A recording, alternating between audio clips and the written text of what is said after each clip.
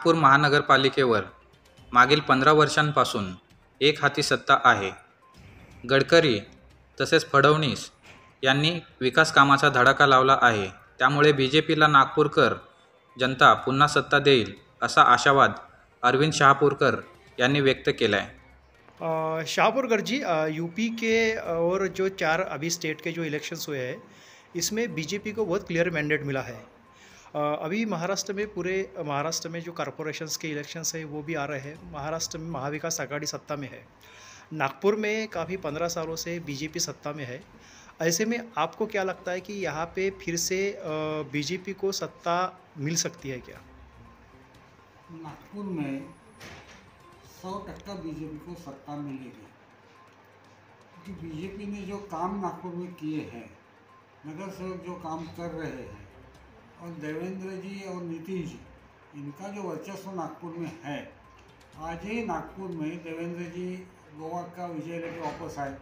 उनकी जो 5-7 हज़ार की जो बड़ी रैली होगी और लोग जो उत्साह से बीजेपी में है, इससे ऐसा लगता है कि 100% बीजेपी को यहाँ मैंडेट मिलेगा। एक बात यह है कि यहाँ पे जो है 15 सालों से बीजेपी सत्ता में है, तो ऐसा कहा जाता है कि हालांकि नितिन गडकरी साहब और फडणवीस साहब ने यहाँ पे बहुत सारे डेवलपमेंट के काम किए जो पिछले 50 साल में नहीं हुए।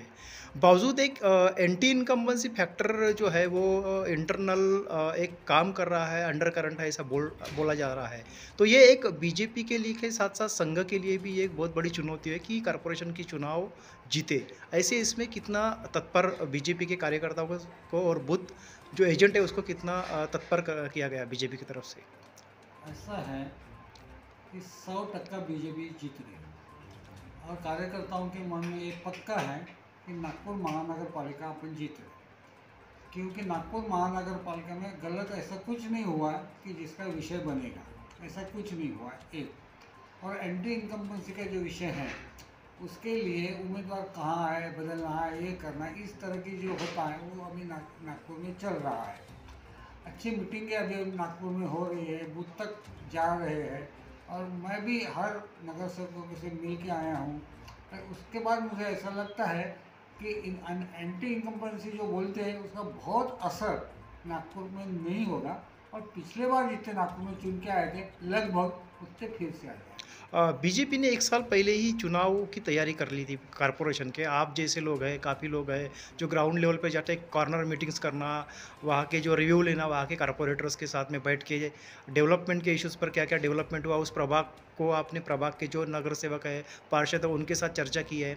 लेकिन जो महाविकास आघाड़ी के जो पार्षद है, ऐसे लग रहा है कि वो एकदम इस पे है, कोमा में चले गए हैं। ऐसे इसमें ये कितनी बड़ी चुनौती है महाविकास आघाड़ी जो है, तीनों पार्टी अगर एक संगठन बनता है, तीनों पार्टी का एक गुड़ बनता है, ऐसे इसमें बीजेपी के लिए कितना चुनौती है ये?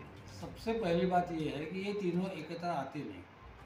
कांग्रेस के अध्यक्ष ने बताया है कि हम अलग चुनाव लड़ेंगे, कांग्रेस अलग चुनाव लड़ेगी। बाकी दो पार्टियां जो है, शिवसेना हो या राष्ट्रवादी हो, वो दोनों का नागपुर शहर में कोई इन्फ्लुएंस नहीं है। अभी भी आप देखें तो दो किसके 4 किसके 2 ऐसे लोग चुन के आए हैं। इसके वो तीनों एक साथ आने का तो कोई सवाल ही नहीं है। और रही कांग्रेस, तो नागपुर में कांग्रेस और बीजेपी ऐसा लगभग सीधा मुकाबला होना है, और उसमें बीजेपी जीतना है।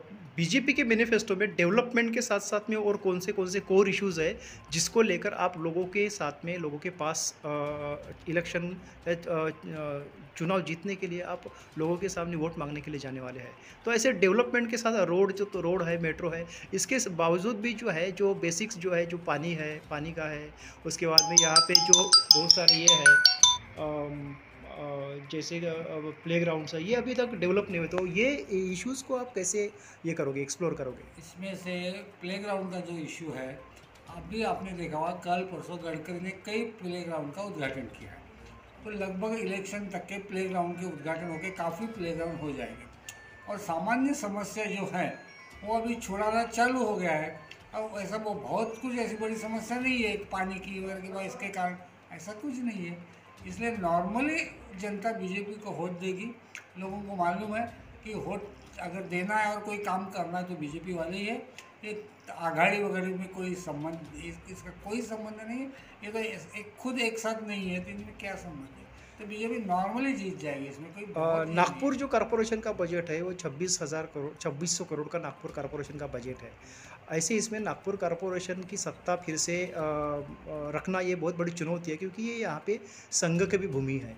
ऐसे इसमें कितना ये चुनौतीपूर्ण है और कितना आपको मैंडेट मिल सकता है? ऐसा है कि मैं तब से बोल रहा हूँ कि ये चुनौतीपूर्ण नहीं है। जो आपने बना के रखा है कि ये चुनौतीपूर्ण है, नहीं तीनों एक साथ आने वाला, ऐसा कुछ होने वाला नहीं है। नॉर्मली बीजेपी इसमें जीतती जाएगी और लगभग पिछले साल जितनी जीती थी वो उससे और उससे ज़्यादा सीधे जीत लेगी। उसमें कोई बहुत चुनौती वगैरह ऐसा कुछ नहीं। कोई भी पार्टी में इतना दम नहीं है जो बीजेपी को चुनौती दे। अब ये नितिन गडकरी और देवेंद्र फडणवीस अगर रास्ते में खड़े हो जाते हैं तो किस में ताकत है नागपुर में? कौन नेता है नागपुर में बाकी पार्टियों का? कांग्रेस में कोई नेता नहीं, राष्ट्रवादी में एक था वो जेल में है, तो क्या आप कोई संबंध नहीं है, बीजेपी जीतने वाली है।